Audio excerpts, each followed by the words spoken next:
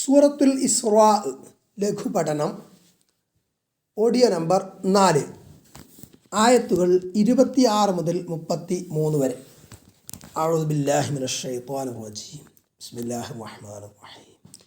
വആതി ദൽ ഖുർബാ ഹഖ്ഖഹു വൽ മിസ്കീന വബ്നസ് സബീൽ വലാ തുബസ്സിർ തബ്ദീറാ ഇന്നൽ മുബസ്സിരീന കാനൂ ഇഖ്വാന الشياطين وكان الشيطان لربه كفورا وإما تعرضن عنهم ابتغاء رحمة من ربك ترجوها فقل لهم قولا ميسورا ولا تجعل يدك مغلولة إلى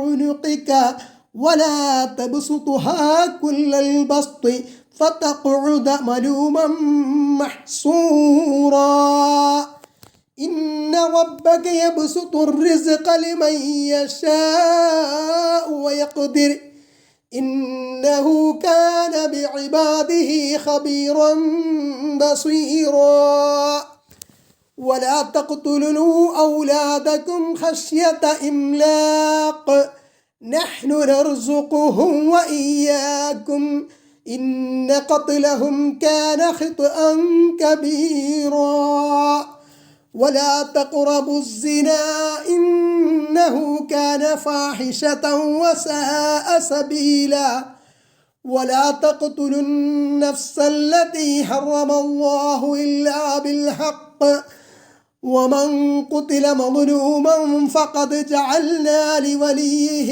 سلطانا فلا يسرف في القتل إنه كان منصورا.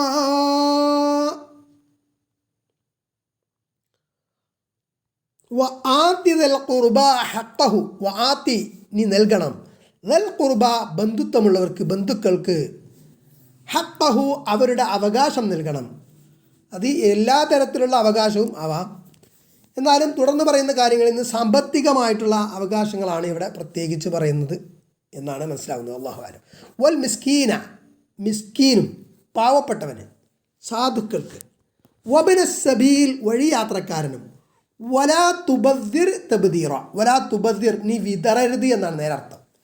ഇവിടെ ദുർവ്യയം ചെയ്യരുതെന്നാണ്. സ്വത്ത് വെറുതെ അങ്ങോട്ട് വിതറിക്കളയാ, അത് ദുർവ്യയം ചെയ്യാൻ പാടില്ല. അത് സ്വന്തം ആവശ്യത്തിന് സ്വന്തം ആയിട്ട് ചിലവാക്കുകയാണെങ്കിലും കുടുംബത്തിനാണെങ്കിലും മറ്റുള്ളവർക്കാണെങ്കിലും ഒക്കെ ദുർവ്യയം പാടില്ല എന്നതാണ്. തബ്ദീറ ഒരു വിതറൽ, അതായത് ഒരു ദുർവ്യയം ചെയ്യരുത് എന്ന് സ്വത്ത്. ഇന്നൽ മുബസ്സിരീന നിശ്ചയം വിതറുന്നവർ, അതായത് ഇവിടെ സ്വത്ത് വെറുതെ ദുർവ്യയം ചെയ്യുന്നവർ, കാനു ഇഖ്വാന ഷയാത്വീനി അവർ ഷൈത്താന്മാരുടെ സഹോദരങ്ങളാ. വകാന ഷൈത്താനു ഷൈത്താന എങ്ങനെയാ ലിറബ്ബിഹി അവൻ്റെ റബ്ബിനോട് കഫൂറ നന്ദി കെട്ടവനുമാണ്. ഷൈത്താൻ റബ്ബിനോട് നന്ദി കെട്ടവനാണ് എന്ന്. കഫൂർ എന്ന് പറഞ്ഞാൽ നന്ദി കെട്ടവൻ. ഷക്കൂർ എന്നതിൻ്റെ ഓപ്പോസിറ്റാണ് ശുക്രുള്ളവൻ എന്നുള്ളതിൻ്റെ ഓപ്പോസിറ്റാണ് കഫൂർ. ഗഫൂർ അല്ല, ഗഫൂർ എന്ന് പറഞ്ഞാൽ എന്താണ്? പൊറുക്കുന്നവനാണ്. അള്ളാഹുവിൻ്റെ അസ്മാഉൽ ഹുസ്നയിൽപ്പെട്ടാണ് അൽ ഗഫൂർ, അബ്ദുൽ ഗഫൂർ. അത് നമ്മൾ ഗഫൂർ എന്ന് ചുരുക്കി പറയാൻ പാടില്ല. ശരിക്കും അബ്ദുൽ ഗഫൂർ എന്ന് തന്നെ പറയണം. ആ ഗഫൂറിനെ ചെറിയ കൊണ്ടായിട്ട് ഗഫൂർ ആക്കാറുണ്ട്. ഇമ്മാ തുരിദന്ന അൻഹും ഇബ്തിഗാഅ റഹ്മത്തിൻ മിർ റബ്ബിക തർജൂഹാ ഇമ്മാ തുരിദന്ന അൻഹും അവരെ തൊട്ട് നിന്നെ പിന്തിരിച്ച് കളയുമ്പോൾ, അങ്ങനെ ഉള്ള അവസരത്തിൽ ഇബ്തിഗാഅ ചേർത്ത് ഓതുമ്പോൾ അൻഹും ഇബ്തിഗാഅ എന്നാണ്. ഇബ്തിഗാഅ റഹ്മത്തിൻ മിർ റബ്ബിക നിൻ്റെ റബ്ബിൻ്റെ കാരുണ്യത്തിൽ നിന്ന് കൊതിച്ചുകൊണ്ട് തർജുഹ നീ അതിനെ പ്രതീക്ഷിക്കുന്നു. അതായത് നിൻ്റെ അടുത്ത് കൊടുക്കാനൊന്നുമില്ല, അപ്പം അറ്റ് പ്രസൻറ്റ് അപ്പം കൊടുക്കാനൊന്നുമില്ല. ഒരാൾ സഹായം ചോദിച്ചു, പാവപ്പെട്ട ഒരാൾ, പക്ഷേ അപ്പം കൊടുക്കാനൊന്നുമില്ല. പക്ഷേ നീ വരുമെന്ന് സാമ്പത്തികമായിട്ട് എനിക്ക് അള്ളാഹുവിൻ്റെ പക്കൽ നിന്നുള്ള അനുഗ്രഹം ലഭിക്കുമെന്ന് നീ പ്രതീക്ഷിക്കുന്നുണ്ട്. അപ്പോൾ ആ സമയത്ത് നീ അവരോട് പറയുമ്പോൾ അവരെ ഒഴിവാക്കി കളയേണ്ടി വരും ചിലപ്പോൾ. ആ സമയത്ത് നീ എന്ത് ചെയ്യണം? അങ്ങനെ അവരെ അവഗണിക്കേണ്ടി വന്നാൽ, അവരിൽ നിന്ന് പിന്തിരിഞ്ഞ് കളയേണ്ടി വന്നാൽ, ഫഖുല്ലഹും അവരോട് നീ പറയണം ഖൗലം മൈസൂറ, മൈസൂറായ വാക്ക്. മൈസൂറ യുസുർ എളുപ്പം, ലളിതം എന്നൊക്കെ പറയാം. അപ്പോൾ എളുപ്പമുള്ള വാക്ക്, അവരോട് ലോലമായ വാക്ക് പറയണം, മൃദുവായ വാക്ക് പറയണം. അല്ലാതെ ഒറ്റയടിക്ക് എൻ്റെ അടുത്ത് പൊന്തലാല എന്ന് കയർത്തുകൊണ്ട് പറയരുത്. ഞാൻ തന്നെ പാകെ വിഷമിച്ചെടുക്കുക എന്ന രൂപത്തിൽ പറയാൻ പാടില്ല.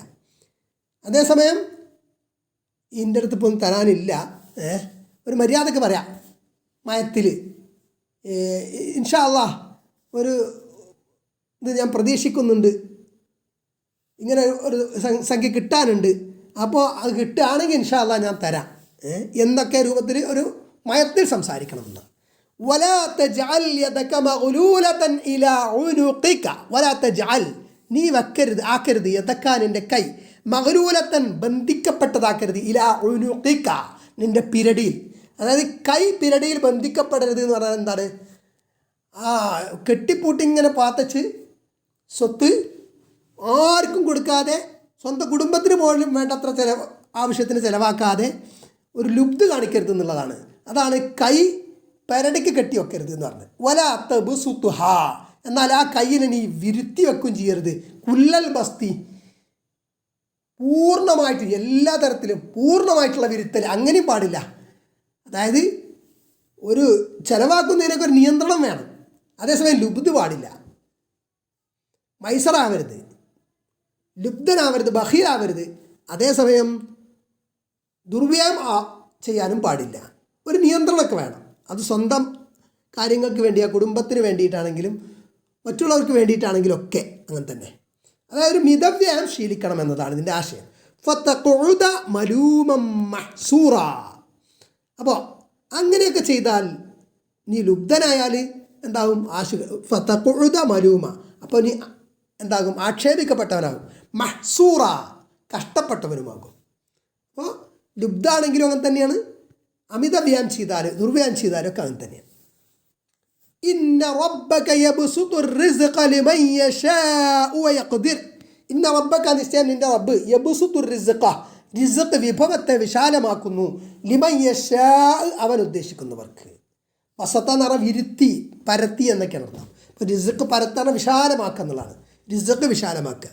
വയഖ്ദിർ അവൻ കണക്കാക്കുകയും ചെയ്യുന്നു. കണക്കാക്കുക എന്ന് പറഞ്ഞാൽ കണക്കാക്കി കൊടുക്കുക എന്ന് നമ്മൾ പറയാറുണ്ടല്ലോ. അതായത് ചിലർക്ക് കുടുസാക്കി കൊടുക്കുക എന്നുള്ള അർത്ഥത്തിലാണ് ഇവിടെ. ചിലർക്ക് വിശാലമായിട്ട് അള്ളാഹു പ്രൊവിഷൻസ്, വിഭവങ്ങൾ നൽകും, ഭക്ഷണം ഉൾപ്പെടെയുള്ള വിഭവങ്ങൾ വിശാലമായിട്ട് നൽകും. ചിലർക്ക് അള്ളാഹു എന്ത് ചെയ്യും? കുടുസാക്കി കൊടുക്കും. അത്യാവശ്യം ചിലപ്പോൾ കഷ്ടിച്ച് കഴിഞ്ഞു പോകാൻ പറ്റുന്ന രൂപത്തിൽ, അതല്ലെങ്കിൽ അതിലും കുറവ് ഒക്കെ ചിലപ്പോൾ അങ്ങനെയൊക്കെ അള്ളാഹു നൽകിയെന്ന് വരാം. ഇന്നഹു കാന ബിഇബാദിഹി ഖബീറൻ ബസീറ. നിശ്ചയം അവൻ അള്ളാഹു അവൻ്റെ ഇബാദ് അടിമകളെ സംബന്ധിച്ച് ഖബീർ സൂക്ഷ്മജ്ഞനുമാണ്, ബസീർ ബസീറ ഖബീറുമാണ്, ബസീറുമാണ്. ബസീർ ഉൾക്കാഴ്ചയുള്ളവനാണ്, അല്ലെങ്കിൽ ബസീർ അവനെ കാണുന്നവനാണെന്നുള്ള അർത്ഥത്തിൽ എല്ലാം.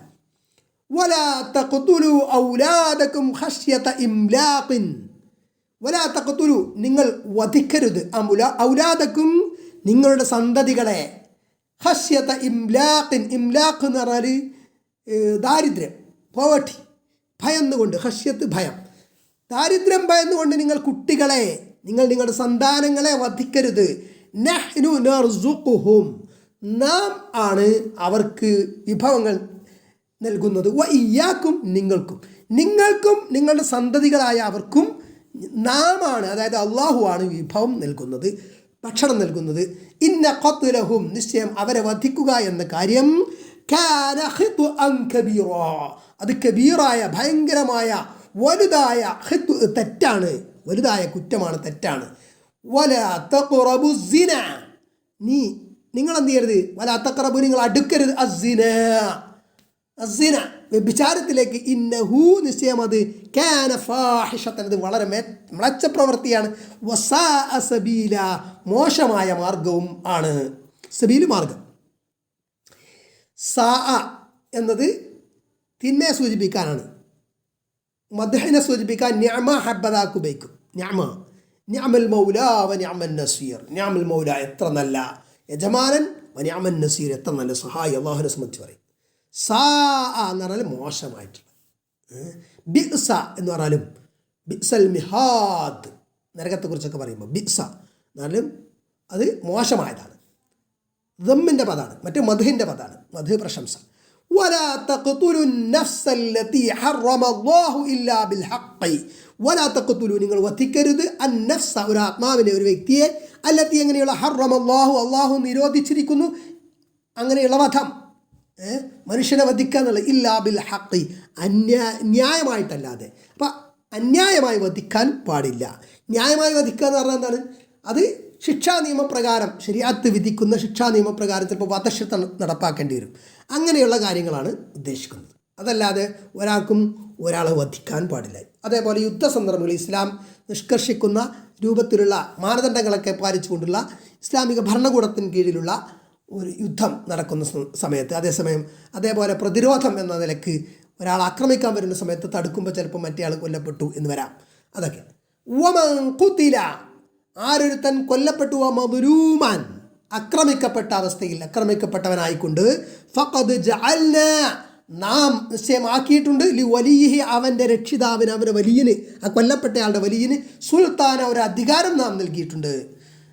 ഫലാ യുസ്രിഫ് ഫിൽ ഖത്ൽ എന്നാൽ എന്തരുത്, അവൻ കൊലയിൽ അമിതമാവരുത്, കൊലയിലും ഇസ്രാഫ് പാടില്ല.